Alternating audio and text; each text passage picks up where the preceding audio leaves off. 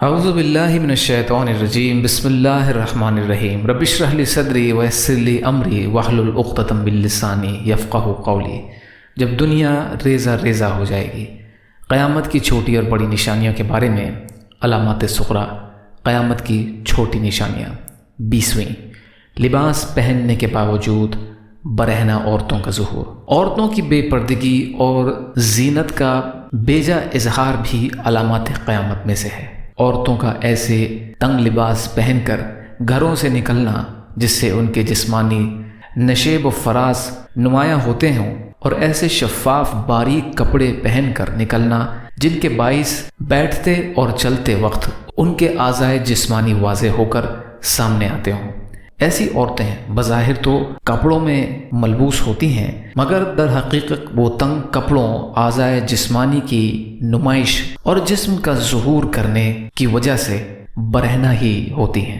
حضرت ابو ہریرہ رضی اللہ تعالیٰ عنہ بیان کرتے ہیں کہ نبی کریم صلی اللہ علیہ وسلم نے فرمایا، 2 ایسے جہنمی گروہ جنہیں میں نے ابھی تک نہیں دیکھا۔ ایک تو وہ ظالم لوگ جن کے ہاتھوں میں گائے کی دم جیسے کوڑے ہوں گے، ان سے وہ لوگوں کو ماریں گے۔ دوسری وہ عورتیں جو کپڑے پہن کر بھی برہنہ ہی نظر آئیں گی، لوگوں کو اپنی طرف مائل کرنے والی اور خود بھی لوگوں کی طرف مائل ہونے والی۔ ان کے سر کے بال بختی اونٹوں کی کوہانوں کے مانند ایک جانب کو ڈھلکے ہوئے ہوں گے۔ یہ نہ جنت میں داخل ہوں گے نہ اس کی خوشبو پا سکیں گے، حالانکہ اس کی خوشبو اتنی اور اتنی فاصلے سے آ رہی ہوگی۔ صحیح مسلم کی روایت ہے۔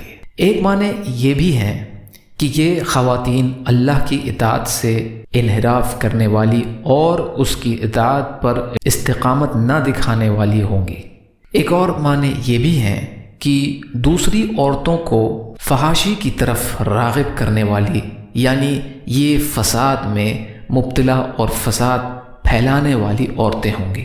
ایک مطلب یہ بھی نکالا جاتا ہے کہ وہ اپنے سر کے بالوں کو اس طرح باندھیں گی کہ بال اوپر اڑ جائیں گے، جس طرح اونٹ کی کوہان نمایاں ہوتی ہے۔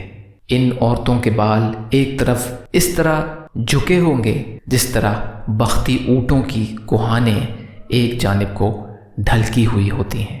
یا اللہ ہم سب کو تمام فتنوں کو سمجھنے اور ان سے بچنے کی توفیق عطا فرما۔ یا اللہ کہنے سننے سے زیادہ عمل کی توفیق عطا فرما۔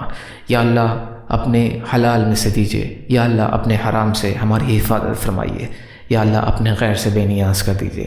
یا اللہ صبر کرنے والا، شکر کرنے والا، اچھی طرح عبادت کرنے والا بنائیے۔ یا اللہ جو مظلوم پریشان حال ہیں، ظالموں کا شکار ہیں، آپ ان کی جیسا بہتر سمجھے ویسے مدد فرمائیے، ویسے حفاظت فرمائیے۔ یا اللہ خاتمہ بخیر کرائیے۔ یا اللہ صحت کلی اور صحت حسنہ عطا فرمائیے۔ آپ کی خوشنودی والی شہادت کی موت کا درجہ عطا فرمائیے۔ ربنا تقبل منا انک انت السمیع العلیم برحمتک یا ارحم الراحمین، لا الہ الا اللہ محمد رسول اللہ۔ السلام علیکم۔